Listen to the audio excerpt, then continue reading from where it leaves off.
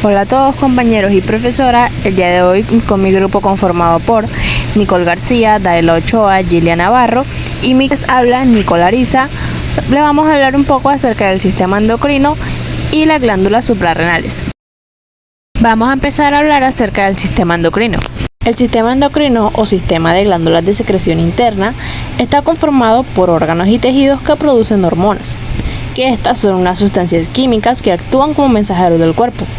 Estas hormonas viajan por la sangre hasta las células diana, donde regulan las funciones importantes como el crecimiento, el metabolismo, la actividad de los órganos sexuales y algunos comportamientos. La diferencia es que el sistema nervioso usa impulsos eléctricos, mientras que el sistema endocrino trabaja solo con mensajes químicos transportados por la sangre. Ahora, existen dos grandes grupos de tipos de glándulas, las endocrinas y las exocrinas. Las glándulas endocrinas, también conocidas como glándulas sin conducto, porque sus secreciones, que son las hormonas, se liberan directamente en la sangre, sin pasar por algún tubo o canal. Estas hormonas viajan por el torrente sanguíneo hasta llegar a sus órganos o células diana, donde ejercen su acción. Las glándulas endocrinas no poseen conductos de la salida, como mencioné anteriormente. Están altamente irrigadas por vasos sanguíneos, lo que facilita que las hormonas pasen rápidamente a la sangre, y contienen vesículas dentro de sus células, donde las hormonas se almacenan antes de ser liberadas. Entre las glándulas más representativas del sistema endocrino se encuentran la hipófisis, que controla muchas otras glándulas, la glándula tiroides, que regula el metabolismo, y las glándulas suprarrenales, que son de las que nos vamos a enfocar en esta exposición. Y por otro lado, las glándulas exocrinas, que estas sí poseen conductos por donde liberan sus secreciones hacia el exterior del cuerpo, como la piel, como las glándulas sudoríparas, o por otro lado hacia el interior de cavidades, como el tubo digestivo, como las glándulas salivales y digestivas. Ahora vamos a hablar un poco acerca de las hormonas. Estas son sustancias químicas segregadas por las glándulas endocrinas que al llegar a través de la sangre a las células diana hacen que éstas realicen determinadas funciones. Actúan como coordinadores y reguladores de numerosas funciones del organismo, con la finalidad de lograr que todos los sistemas funcionen correctamente. Básicamente actúan como mensajeros químicos que transportan información de una célula a otra. Ahora, según los tipos de comunicación, hay varios tipos de hormonas. Por un lado tenemos las hormonas paracrinas, que estas actúan con poca distancia del lugar en el que se secretan. Es la comunicación que se establece entre células que se encuentran relativamente cercanas. Es por lo tanto una comunicación local. Un ejemplo de una sustancia hormonal con acción paracrina es la interleucina. Y por otro lado tenemos a las hormonas autocrinas, que como su mismo nombre lo dice, afectan a la misma célula que la produce. Cuando hablamos de neuroendocrina, estas tienen lugares cuando las terminales nerviosas de algunas neuronas liberan ciertas hormonas hacia la circulación. Un ejemplo clásico de este tipo de comunicación son las hormonas liberadas por las neuronas del hipotálamo, que pasan a la sangre y actúan sobre otros órganos. Y finalmente, las hormonas endocrinas son las clásicas. Estas pasan a la sangre y actúan a distancia afectando a células diana, que se encuentran a mucha distancia del lugar en que son producidas. Las células de las grandes de secreción interna, como el tiroides, vierten las hormonas a la corriente sanguínea. La hormona circula por todo el organismo e interactúa con las células dianas situadas a distancia que poseen receptores específicos en su membrana celular o en el interior del citoplasma.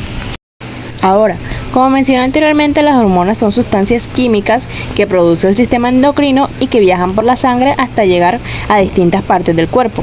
Sin embargo, no todas las células reaccionan ante las hormonas.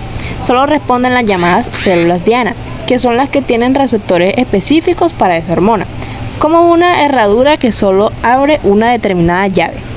Teniendo en cuenta esto, existen diferentes tipos de mecanismos de acción del sistema endocrino.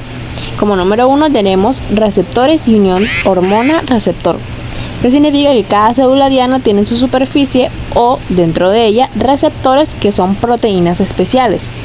Y cuando la hormona correcta llega, se une a su receptor y activa una respuesta dentro de la célula. Una célula puede tener entre 2000 y 100.000 receptores, lo que muestra cuán sensible puede llegar a ser una hormona. Como segundo punto importante tenemos la regulación de la cantidad de receptores. El cuerpo es capaz y puede ajustar la sensibilidad de las células diana, ya que si hay demasiada hormona circulando, la célula reduce sus receptores para no responder tanto, se llama regulación por decremento. Por otro lado, si hay muy poca hormona, la célula aumenta sus receptores para captar mejor lo que haya, y esto se llama regulación por incremento. Esto mantiene el equilibrio y evita reacciones excesivas o, por otro lado, insuficientes. Y también tenemos los tipos de acción según la naturaleza de la hormona. En el caso de las hormonas proteicas, como la insulina, estas se caracterizan por ser hormonas grandes y que no pueden atravesar la membrana celular. Estas se unen a receptores en la superficie de la célula, y esta unión activa una serie de reacciones químicas internas, como una cadena de mensajes que cambian la actividad de la célula. Por ejemplo, en el caso de la insulina, esta se une a los receptores en las células del músculo y el hígado y hace que entren moléculas de glucosa desde la sangre. Y en el caso de las hormonas esteroides y tiroideas, estas son lipídicas, es decir, grasas, así que sí pueden atravesar la membrana, y estas se unen a receptores dentro del citoplasma o el núcleo. Al unirse, modifican el ADN y controlan la producción de proteínas. Esto cambia directamente cómo funciona la célula, por ejemplo, aumentando la producción de ciertas enzimas. Y para cerrar un poco acerca de las hormonas, es importante destacar que las hormonas pueden cambiar la permeabilidad de la membrana celular, es decir, dejar pasar más o menos sustancias, estimular o inhibir la contracción del músculo liso o cardíaco, acelerar o ralentizar reacciones químicas dentro de la célula, o activar y desactivar genes, controlando qué proteínas produce la célula. Por lo cual, la comprensión del funcionamiento de las hormonas nos permite entender cómo funciona el sistema endocrino. Ahora vamos a hablar un poco acerca de las principales glándulas endocrinas. Como número 1 tenemos el eje hipotálamo e hipófisis. Este es el centro principal del sistema endocrino. El hipotálamo en el cerebro coordina y regula la actividad de la hipófisis, y esta a su vez controla otras glándulas. Por un lado, el hipotálamo produce 8 hormonas, pero muchas son liberadas por la hipófisis. Controla el hambre, la sed, el sueño, la temperatura corporal y la liberación de hormonas. Por ejemplo, en el caso de la oxitocina, esta contrae el útero en el parto y expulsa la leche materna. O la hormona antidiurética, o ADH o vasopresina, reduce la pérdida de agua por la orina. Y por otro lado tenemos a la hipófisis o glándula pituitaria, ubicada en la silla turca del cráneo. Esta tiene dos partes: la adenophipófisis, que es la parte anterior, que esta produce varias hormonas propias, y la neurohipófisis, que es la parte posterior, que esta libera las hormonas hechas por el hipotálamo. Ahora continuamos con la glándula tiroides y paratiroides. Por un lado, la tiroides está en el cuello, debajo de la laringe, y produce T3 o triodotironina y T4, que es la tiroxina. Aumenta el metabolismo, que este incluye el uso de energía, el oxígeno y las proteínas, etc. Y un exceso o hipertiroidismo puede llevar a nerviosismo y pérdida de peso, y un déficit puede llevar a hipotiroidismo, que este incluye cansancio y aumento de peso. Y por otro lado, la paratiroides son 4 glándulas pequeñas detrás de la tiroides, que estas secretan paratormona, que regula el calcio en la sangre. Aumenta cuando el calcio está bajo, y su exceso causa hiperparatiroidismo, y su falta hipoparatiroidismo. Finalmente, las glándulas suprarrenales o adrenales se ubican encima de cada riñón, y estas tienen dos partes: la médula suprarrenal, que está en el centro, que produce adrenalina y noradrenalina, y la corteza suprarrenal, que es la parte exterior. Esta produce 3 tipos de hormonas. Sin embargo, mis compañeras les van a profundizar un poco más de ello. Funciones y hormonas principales. De aquí se deriva de 2 partes importantes. Primeramente tenemos las hormonas de la corteza suprarrenal, las cuales son esteroides que regulan funciones corporales importantes. De aquí se deriva el cortisol, el cual es conocido como la hormona del estrés. Pertenece al grupo de los glucocorticoides, regulado por el eje hipotálamo-hipófisis suprarrenal, el principal sistema de control de la respuesta al estrés del cuerpo. El hipotálamo libera CRH, que estimula la hipófisis a producir ACTH, la cual a su vez indica a las glándulas suprarrenales que produzcan cortisol. Ahora bien, miremos cuáles son sus funciones. Responde al estrés. Ayuda al cuerpo a enfrentar situaciones difíciles manteniendo energía disponible. También aumenta la glucosa en sangre. Convierte proteínas y grasas en azúcar para obtener energía rápida. Regula el metabolismo. Controla cómo procesamos carbohidratos, proteínas y grasas. Disminuye la inflamación. Actúa como antiinflamatorio natural. También regula el sueño y el ritmo cardíaco. Es alto por la mañana y bajo por la noche. Ejemplos en la vida real. Estrés académico o laboral. Aumenta para darte energía mental y física. Durante un susto, te ayuda a reaccionar con claridad. Y cuando estás sin comer por horas, evita que baje demasiado tu azúcar. Ahora seguimos con la aldosterona, la cual es una hormona mineralcorticoide, es decir, regula el equilibrio de electrolitos y agua en el cuerpo. Esta parte principalmente del sistema renina, angiotensina, aldosterona, o entre sus siglas SRAA. Son la renina, una enzima, la angiotensina 2, una hormona, y la aldosterona, otra hormona, la cual es la que se produce y de la que estamos hablando. Su función principal es controlar los niveles de sodio y potasio, lo que a su vez influye en la presión arterial esencial para el control del agua y sales del cuerpo. Miremos sus funciones. Esta regula los niveles de sodio y potasio. También controla la presión arterial. Hace que los riñones tengan sodio y agua. Evita la deshidratación. Ayuda a mantener el volumen de sangre adecuado. Y una importancia clínica que esta tiene es que en desequilibrios en su nivel pueden causar hipertensión o fatiga muscular debido al desequilibrio de potasio y sodio. Ahora, ¿cuáles son esos ejemplos en la vida real? Cuando sudamos mucho, conservamos el sodio y el agua. Si se baja la presión, la aldosterona la eleva reteniendo líquidos. Y en vómitos o diarrea aumenta para evitar la deshidratación. Andrógenos suprarrenales DHEA y androstenediona. Bueno, estas son hormonas sexuales producidas en la zona reticular de la corteza suprarrenal. Son precursores de la testosterona y estrógenos y contribuyen al desarrollo y mantenimiento de características sexuales secundarias. ¿Cuáles son sus funciones? Contribuyen al desarrollo de características sexuales secundarias como vello corporal, voz y fuerza. También aumentan la masa muscular y la fuerza.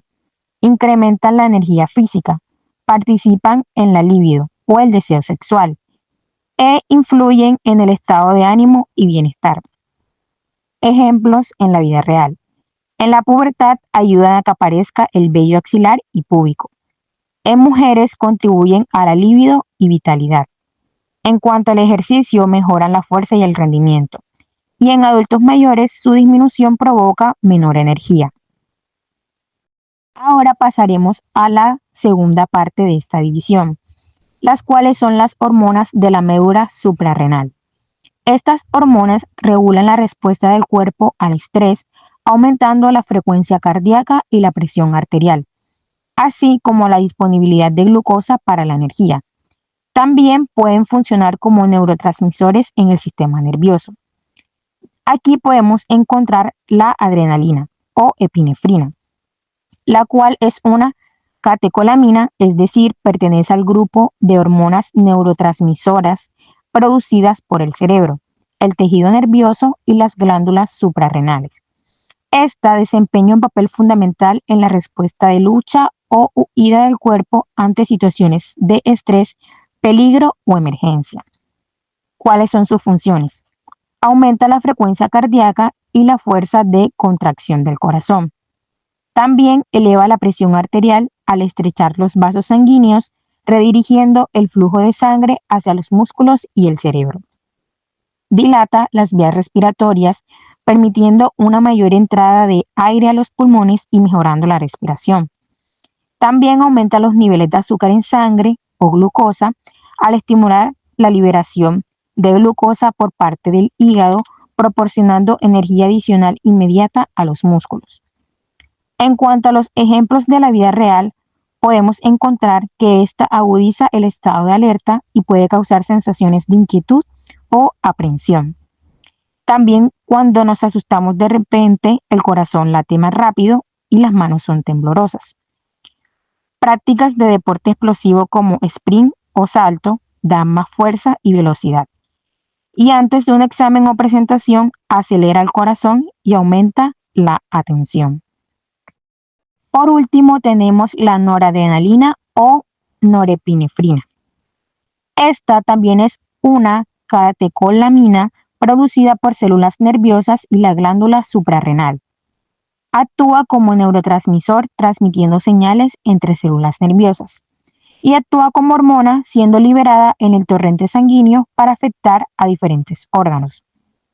Sus funciones: mantiene la presión arterial, contrayendo los vasos sanguíneos, aumenta el estado de alerta y concentración, ayuda a reaccionar rápido ante estímulos, también eleva la frecuencia cardíaca, aunque menos que la adrenalina, y también regula el ánimo y los niveles de atención.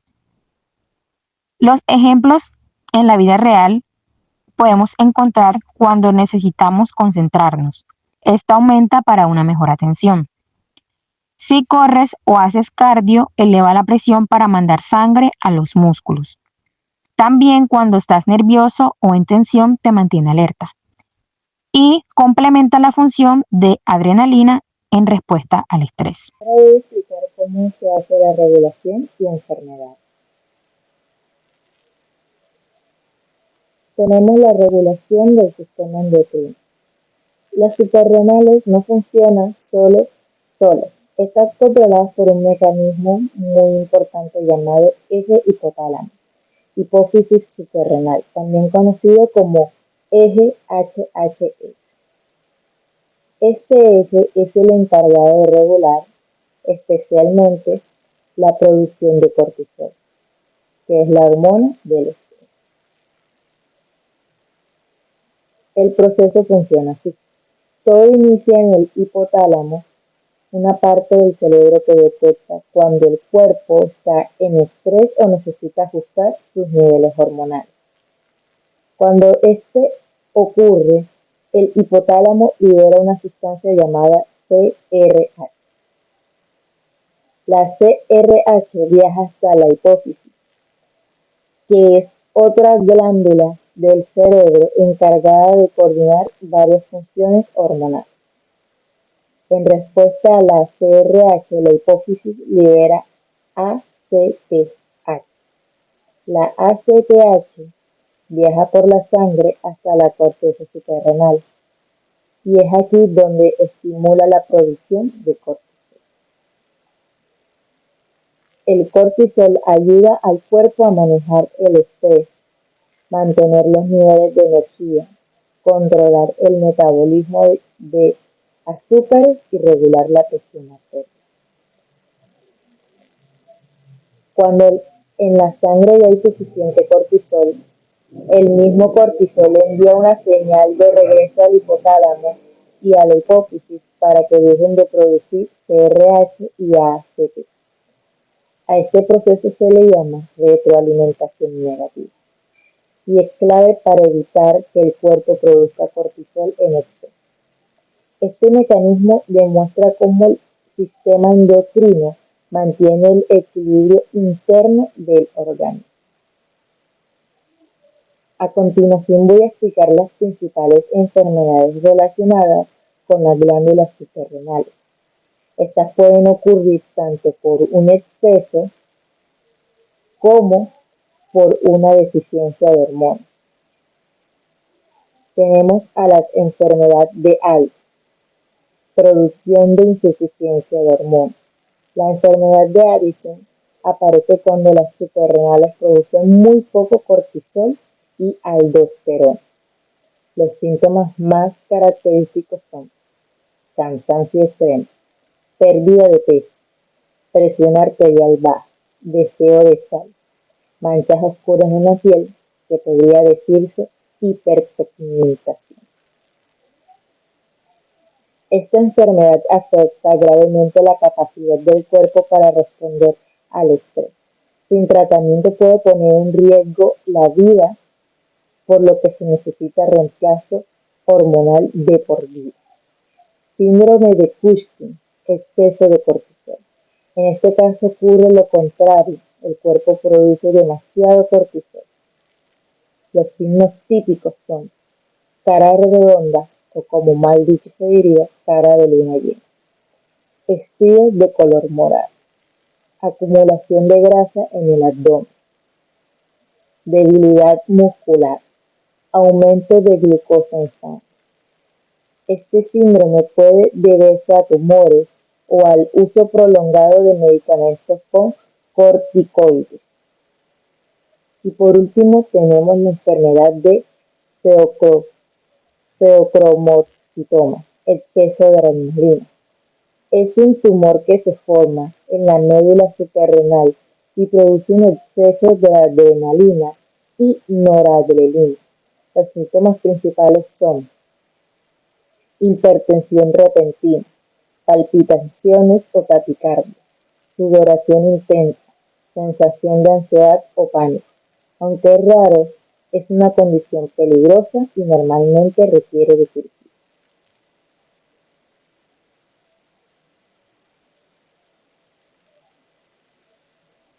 Para concluir, las glándulas suprarrenales son esenciales dentro del sistema endocrino, porque permiten al cuerpo adaptarse a situaciones de estrés y mantener el equilibrio interno.